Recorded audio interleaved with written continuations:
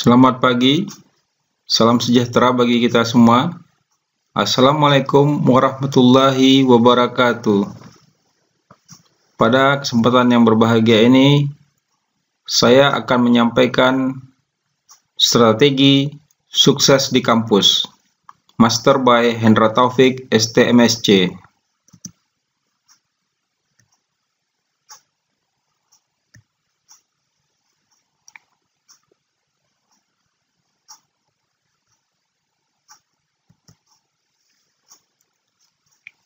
Nah, kita lihat pada mind map berikut ini, bagaimana strategi sukses di kampus.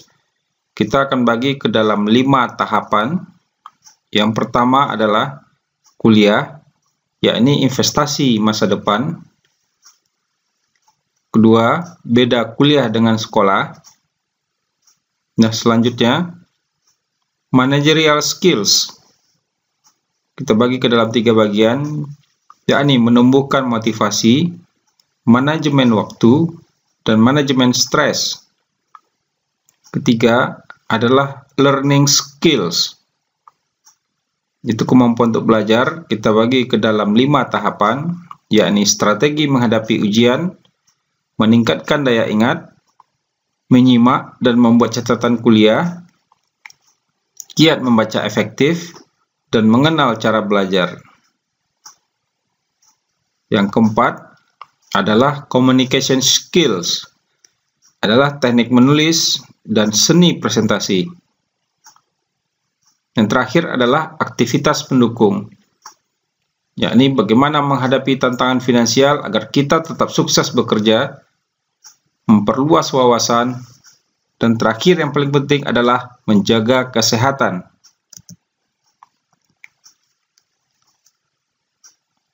Nah, pada pendahuluan, kita lihat pengertian kuliah. Mengapa kita kuliah? Ada berbagai alasan yang digunakan oleh mahasiswa, kenapa mahasiswa tersebut harus kuliah. Pertama, ada yang alasannya ingin menyenangkan ortu. Boleh jadi jurusan yang dipilih atau program studi yang dipilih oleh mahasiswa tersebut adalah pilihan orang tuanya. Sehingga mahasiswa tersebut ingin kuliah, memilih jurusan tersebut dengan alasan ingin menyenangkan ortu. Yang kedua, biar bisa cari uang banyak. Nah, ini mahasiswa yang memilih jurusan tertentu agar setelah lulus nantinya bisa mendatangkan uang yang cukup banyak dan mendapatkan ekonomi yang lebih mapan. Yang ketiga, ada mahasiswa yang tujuannya kuliah adalah mencari jodoh. Nah, di sini sebagian mahasiswa ada yang tujuannya kuliah untuk mendapatkan sarjana dan ada juga yang mencari sarjana. Nah, bedanya yang mendapatkan sarjana adalah hanya sekedar mendapatkan gelar, tetapi mencari sarjana artinya mencari jodoh sesama sarjana. Atau yang terakhir ini yang paling jelek, atau sekedar isi waktu daripada tidur di rumah. Nah, kalau alasannya seperti ini, mungkin kuliahnya akan berdampak terhadap diri sendiri. Pertama adalah malas-malasan, kedua tidak tepat waktu, yang berakibat pada nilai kuliahnya akan menjadi sangat jelek sekali. Nah, fakta 40 juta pengangguran di Indonesia, keluhan umum tentang lulusan UNRI, cerdas, namun tidak pandai dalam bekerja sama dalam tim. Yang kedua, kemampuan komunikasi kurang baik. Jadi kita lihat bahwa kuliah adalah investasi masa depan. Nah, kita lihat karakter yang jadi juara atau karakter juara.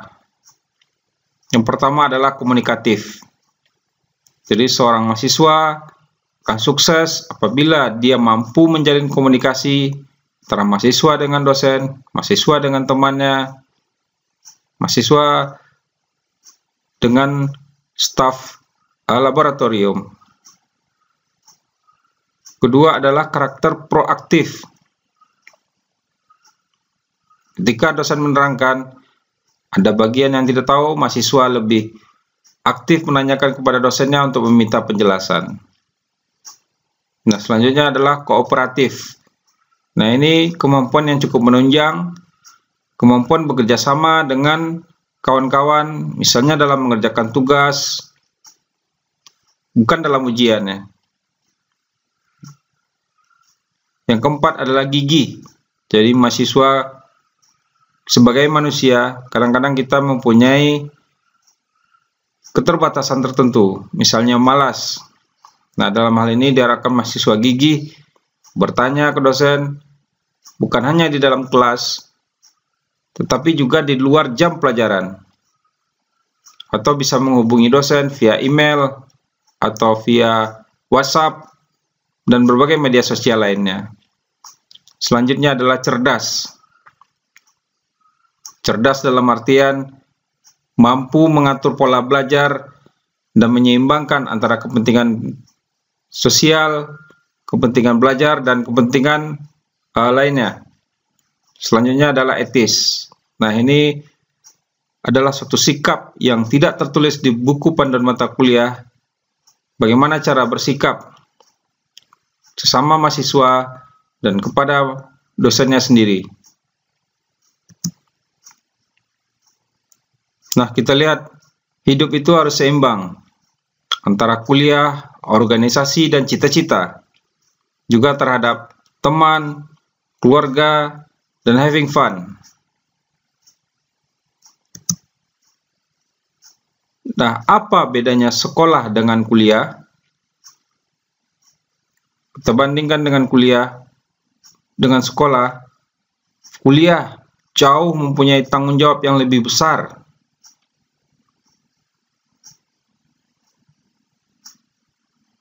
Yang kedua, jumlah ujian lebih sedikit.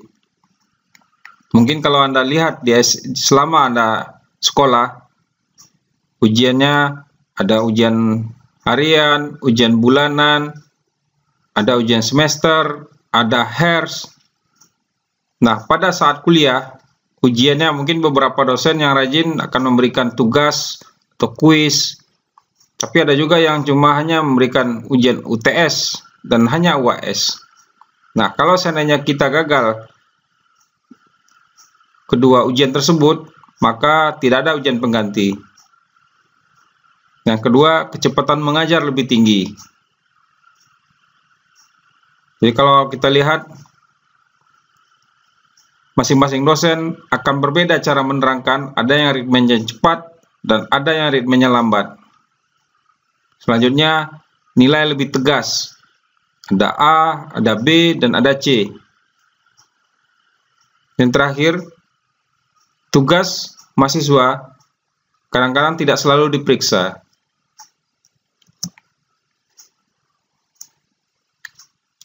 Kita masuk ke managerial skill. Nah, bagaimana menumbuhkan motivasi? Nah, musuh utama mahasiswa adalah malas. Ciri-cirinya selalu punya alasan untuk menunda. Wah, pekerjaannya atau PR-nya masih 2 minggu lagi harus dikumpulkan. Dan masih banyak waktu untuk hal-hal lainnya. Mendahulukan hal yang kurang penting. Nah, ini paling sering yang dilakukan oleh seorang mahasiswa. Nah, bagaimana menumbuhkan motivasi? Anda harus memiliki pertama sasaran. Tetapkan sasaran. Nah, targetnya harus realistis. Misalnya Anda ingin belajar ujian. Nah, harus terukur. Bagaimana untuk bisa ujian? Anda harus punya panduan, Anda harus punya referensi. Nah, yang ketiga, lebih spesifik. Apa sebenarnya target atau sasaran dari pelajaran tersebut? Biasanya dalam setiap perkuliahan, dosen memberikan sasaran umum dan sasaran khusus. Nah, itu harus kita capai dalam setiap pertemuan. Nah, selanjutnya, fleksibel. Bagaimana cara mengatur waktu dan melihat berbagai referensi. Nah, bagaimana untuk memotivasi diri kita sendiri, pertama adalah bagi tugas yang besar. Kalau seandainya ada beberapa tugas yang kita belum memahami terhadap tugas tersebut, Anda bisa membentuk teamwork atau bekerja sama dengan kawan. Yang kedua, gunakan aturan 5 menit. Anda buat schedule Anda, prioritaskan mana yang lebih dikerjakan terlebih dahulu. Nah, selanjutnya beri hadiah pada diri sendiri. Nah, apabila Anda telah menyelesaikan sesuatu, mungkin tidak ada salahnya Anda menyenangkan diri sendiri. Mungkin Anda ingin memberi hadiah terhadap diri Anda. Nah, salah satu kunci belajar yang untuk sukses memotivasi diri adalah belajar bersama teman. Jadi Anda bisa membentuk belajar kelompok 1, 2, 3, atau 4 orang. Nah, jika jumlahnya terlalu banyak, ya mungkin kekurangannya adalah ya lebih banyak mengobrol daripada belajarnya.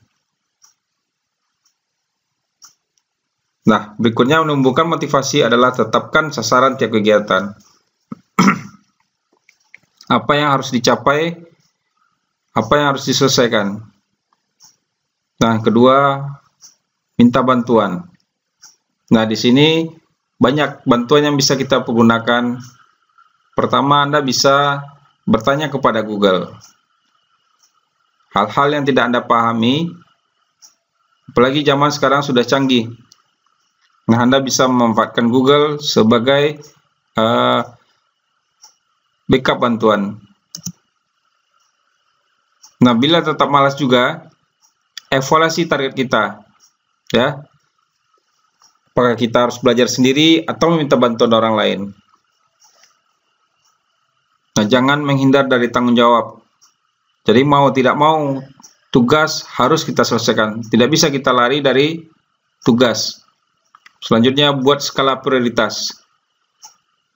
Nah, di sini kita harus menentukan, harus mengerjakan tugas yang batas waktunya 1 minggu harus dikerjakan pertama sekali dibanding dengan tugas yang jadwal waktunya ditetapkan 2 minggu.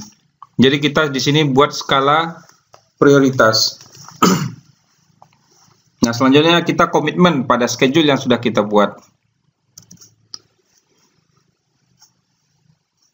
Nah, bagi Anda yang merasa salah memilih jurusan, jadikan bidang studi sebagai batu loncatan, bukan sebagai penentu masa depan.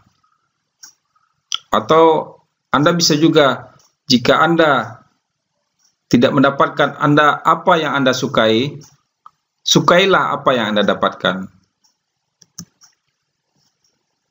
Nah, bagaimana memanajemen waktu? Ini salah satu hal yang penting kita lakukan. Nah, setiap orang, mengapa prestasi mereka berbeda? Padahal kalau kita lihat, semua orang memiliki waktu yang sama, 24 jam sehari, 168 jam seminggu, 672 jam sebulan, dan seterusnya, dan seterusnya. Tapi kenapa hasilnya berbeda? Nah, di sini ada skala untuk menentukan manajemen waktu. Kita lihat kegiatan yang mendesak. Ujian besok, teman sakit parah, PR yang harus selesai hari ini. Nah, mana yang penting, mana yang mendesak dari ketiga kegiatan tersebut, atau tidak mendesak tapi penting untuk dilakukan? Adalah belajar teratur, olahraga, bersosialisasi, rekreasi, atau tidak penting tapi mendesak. Telepon yang tidak penting. Kedua, dipaksa jalan-jalan dengan teman. Nah, yang tidak mendesak dan tidak penting, terlalu banyak nonton TV, mengobrol tak henti, main game terus. Nah, yang penting, kadang-kadang mahasiswa suka menundanya. Nah, untuk hal-hal yang tidak penting tapi mendesak, nah ini mahasiswa lebih sering untuk melakukannya. Yang tidak penting, tidak mendesak, mahasiswa cenderung pemalas. Sedangkan yang penting dan tidak mendesak, mahasiswa harus pandai menentukan prioritas. Nah, berbagai kegiatan yang harus kita lakukan. Nah, mahasiswa harus membaca buku, berolahraga, menonton TV, menggosok baju, liburan, having fun. Nah, kita buat skala prioritas, bagaimana cara kita memanajemen waktu. Langkah yang ditetapkan untuk strategi menyusun jadwal, pertama, buat daftar kegiatan. Setelah Anda buat daftar kegiatan, tentukan skala prioritas. Mana yang pertama sekali harus dikerjakan. Yang kedua, Anda perkirakan berapa lama waktu yang dibutuhkan. Alokasikan waktu yang dibutuhkan, dan selanjutnya kalau perlu kita evaluasi. Begitu seterusnya. Nah, bagaimana tips optimisasi waktu? Pertama, Anda manfaatkan waktu menunggu. Jadi jika Anda berada dalam antrian, Anda masih bisa tetap belajar sambil menunggu. Yang kedua, jangan sekedar ikut-ikutan teman. Anda punya tugas yang harus dikerjakan, sementara teman mengajak untuk bermain sepak bola. Nah, utamakan yang utama. Tugas yang batas waktunya lebih pendek harus prioritas lebih dikerjakan daripada tugas yang mempunyai jangka waktu lebih panjang. Nah, ini terakhir sifatnya, jangan menunda-nunda. Nah, problematikanya, biasanya mahasiswa mengalami dilema antara masalah, tugas, nilai, dan ujian. Ada beberapa mata kuliah yang mensyaratkan harus membuat laporan praktikum, sementara di lain pihak mereka harus belajar untuk ujian. Nah, sementara laporan praktikum adalah syarat untuk ikut ujian. Nah, kalau mahasiswa tidak pandai membagi waktunya, maka mereka akan mengalami kendala. Mau menyelesaikan laporan praktikum atau mau belajar untuk ujian. Nah, tips bagaimana menangani stres? Anda mencoba berbagi tanggung jawab. Yang kedua adalah perencanaan yang cermat, mengenali penyebab, menyelesaikan masalah yang sesungguhnya. Atau seandainya Anda mengalami stuck pada saat tertentu, mungkin Anda perlu mengganti suasana, menenangkan diri, dan Anda bisa mendekatkan diri padanya.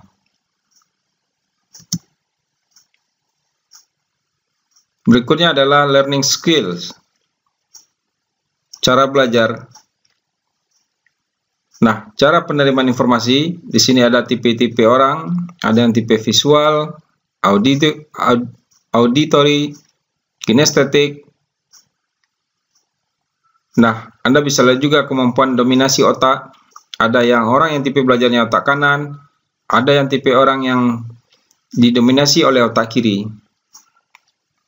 Dan juga kemandirian.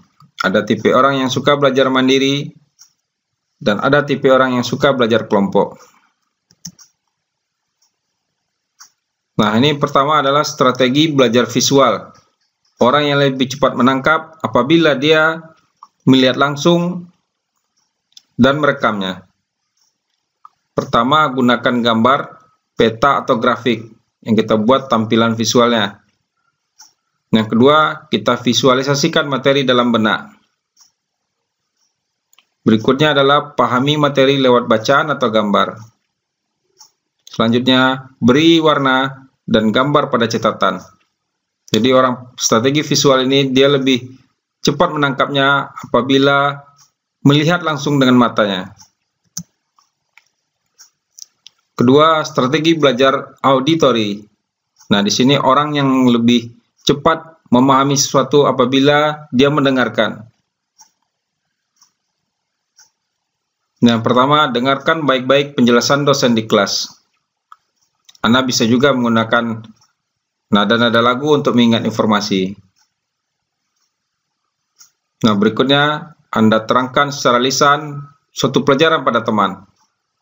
Jadi semakin banyak kita menerangkan, maka akan semakin lama, semakin bagus pelajaran tersebut mengendap di dalam otak. Nah, ada juga strategi belajar mahasiswa, yakni kinestetik. Ya, ini mahasiswa lebih cepat memahami suatu pelajaran apabila dia juga ikut terlibat di dalamnya. Nah, untuk strategi ini, pertama Anda bisa libatkan sebanyak mungkin anggota tubuh. Dan yang kedua, Anda bisa perbanyak latihan soal. Dan selanjutnya, sesuai belajar, coba tuliskan poin-poin pentingnya.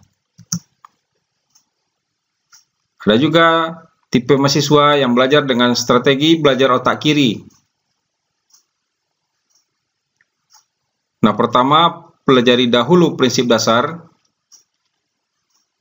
Anda pelajari bahan secara berurutan, secara sistematis, dan lihat keterkaitan antar prinsip dasar. Selanjutnya, tandai bagian yang dimengerti, lalu lanjutkan. Nah, ini ada strategi belajar otak kanan. Pertama, cari gambaran global dulu.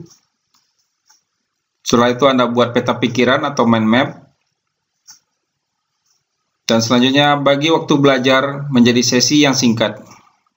Dan buat daftar hal yang harus dipelajari.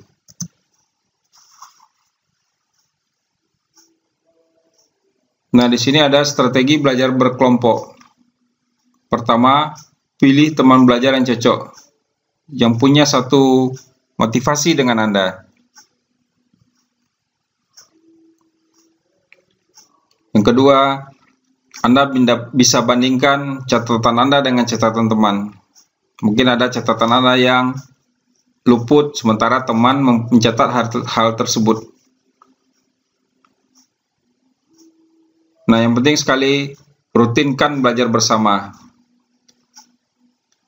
Dan terakhir, tanyakan jalan pengerjaan, bukan sekedar jawaban. Nah, bagaimana strategi belajar mandiri? Pertama, Anda perbanyak literatur dan latihan soal yang digunakan. Kedua, setelah memahami materi, cobalah berdiskusi dengan orang lain.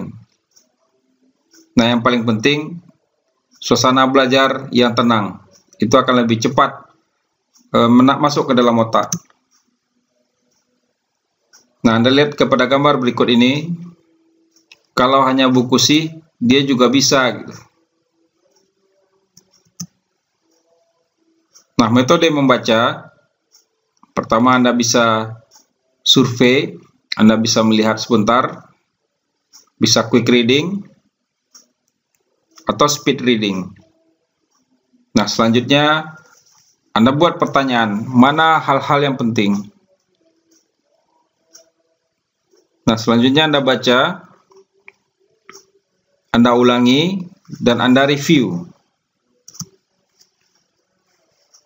Nah, apabila kita perhatikan kedua gambar ini, mana yang belajar yang lebih cepat menangkapnya ke dalam kepala, apakah gambar yang di sebelah kiri atau di sebelah kanan?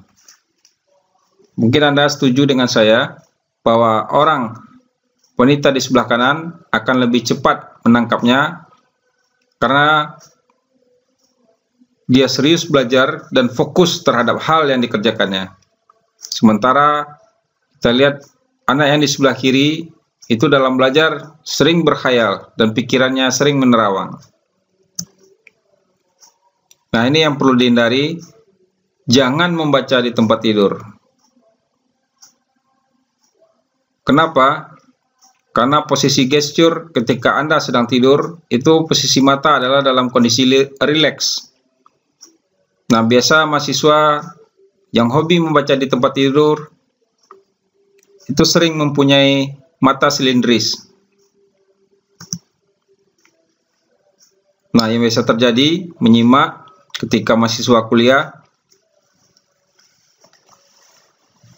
yakni sering mengantuk di kelas karena dampaknya hanya sekedar mengisi absensi. Strategi menyimak aktif. Pertama, Anda jaga eye contact. Selanjutnya, selektif dalam mencatat. Dan Anda bisa aktif dalam kelas dengan bertanya. Kalau seandainya ada hal-hal yang tidak perlu, Anda bisa angkat tangan, bertanya langsung pada dosennya. Selanjutnya adalah fokus dan singkirkan ketidaksukaan pribadi.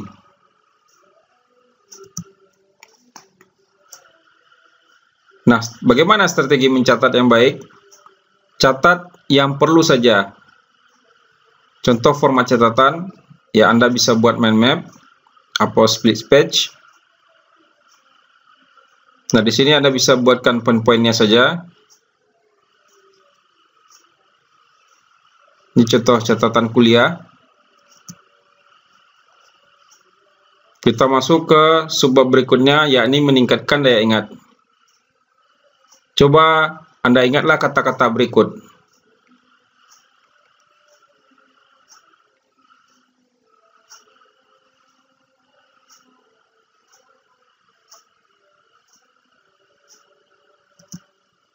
Nah, berapa yang Anda ingat?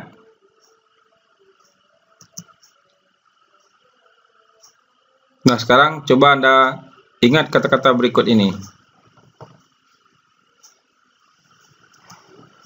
Nah, sekarang berapa yang Anda ingat? Nah, menurut penelitian Ross Collins dan Malcolm Jennifer dalam bukunya Accelerated Learning for the 21st Century, bahwa apabila kita mendengar, maka yang masuk ke dalam otak kita adalah sebesar 20%. Nah, apabila kita membaca, yang masuk ke dalam kepala kita itu proporsinya adalah lebih dari sekitar 30%. Nah, 40% akan masuk ke kepala kita apabila kita lebih melihat prosesnya. Nah, 50% apabila yang kita katakan, 60% apa yang kita kerjakan. Nah, yang paling tinggi adalah apabila kita melihat, mendengar, mengatakan, dan kerjakan. Nah, ingatlah yang pantas diingat. Dan kita perlu melihat karakteristik memori. Pertama, mengakses informasi berdasarkan keterkaitan. Lebih mudah mengingat hal terstruktur. Ingat hal-hal yang aneh. Ingat hal yang terkait dengan pribadi. Cenderung ingat pertama dan terakhir. Ingat yang sering diulang. Namun mudah hilang bila tidak dipergunakan. Nah, ada beberapa macam teknik mengingat. Pertama adalah teknik grouping. Anda bisa mengelompokkannya. Yang kedua, teknik visualisasi. Atau Anda bisa menggunakan irama musik untuk mengingatnya. Atau bisa juga menggunakan singkatan. Atau Anda bisa mengingat dengan menggunakan kata kunci.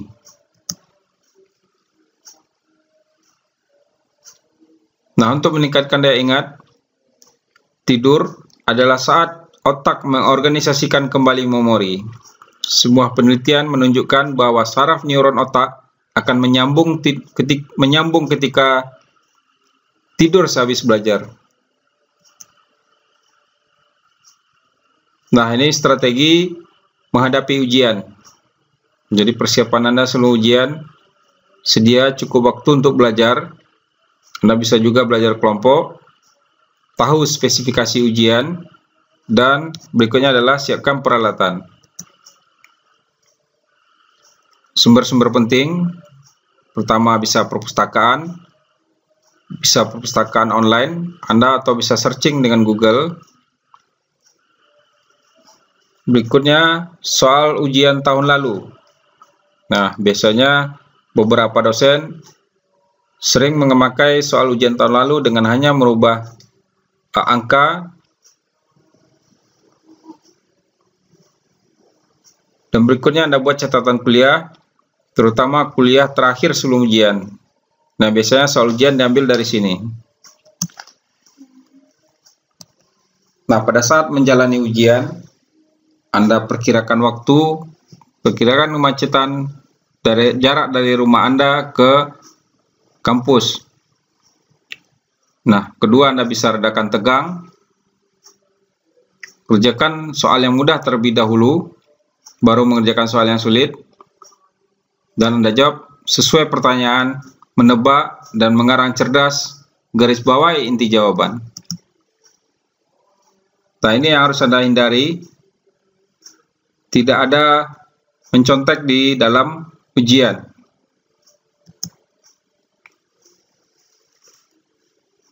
Setelah ujian, Anda periksa lagi penjumlahan nilai, periksa tiap pengurangan nilai dan alasannya, simpan kertas ujian. Nah, nilai di perbatasan biasanya terbantu dengan tugas, absen, dan keaktifan. Nah, bagaimana teknik menulis? Nah, di sini menulis terutama skripsi ataupun laporan kerja lapangan. Pertama, Anda memahami materi, menulis draft awal, dan jika perlu direvisi. Nah, bagaimana memahami materi? Anda pahami deskripsi tugas, perkaya referensi. Nah, cek siapa calon pembaca. Nah, cara menulis draft awal. Pertama, brainstorming, mulai di mana saja. Jangan dulu mengkritik diri, biarkan mengalir. Jangan takut mengubah outline, gunakan gaya sendiri. Anda lupakan draft untuk sementara. Nah, selanjutnya Anda merevisi draft.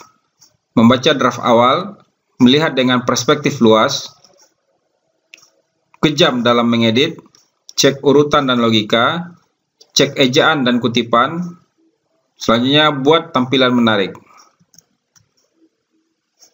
Nah, bagaimana seni presentasi? Yang perlu Anda lakukan adalah kuasai materi. Nah, orang yang bisa berbicara di depan kelas adalah orang yang tahu apa yang akan diomongkan.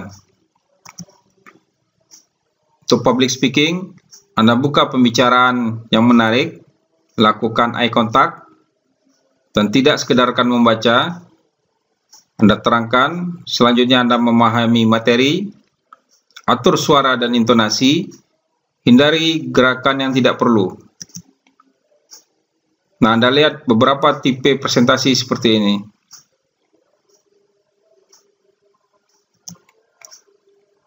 Nah, berdasarkan penelitian dari teknik komunikasi dan interaksi, ternyata manusia lebih menarik memperhatikan bahasa tubuh, yakni sekitar 55%.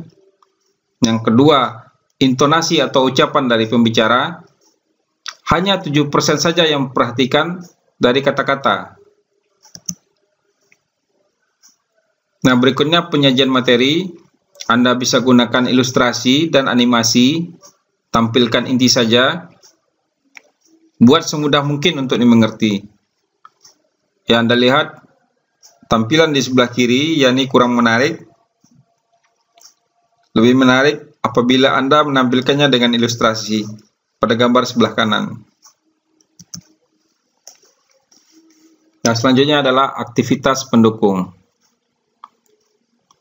Beberapa mahasiswa yang orang tuanya punya kemampuan ekonomi pas-pasan menghadapi tantangan finansial.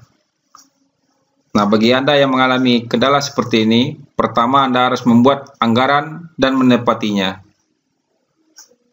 Atau bisa juga Anda mencari beasiswa atau bekerja sampingan. Anda bisa bekerja part-time di McD atau di KFC atau di tempat-tempat lainnya. Nah, selanjutnya memperluas wawasan. Anda bisa aktif berorganisasi, ikut seminar, ikut pertukaran mahasiswa, bekerja sampingan atau magang, atau Anda membantu proyek dosen.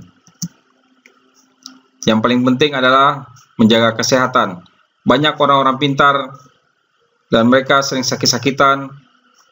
Nah, hal ini bisa dilakukan dengan olahraga teratur, nutrisi seimbang. Kalau Anda sakit, segera berobat, cukup istirahat, dan jaga kondisi kesehatan. Apa jadinya kalau Bruce Lee hanya membaca buku kungfu? Maka amalkanlah ilmu mulai saat ini juga. Terima kasih. Waalaikumsalam warahmatullahi wabarakatuh.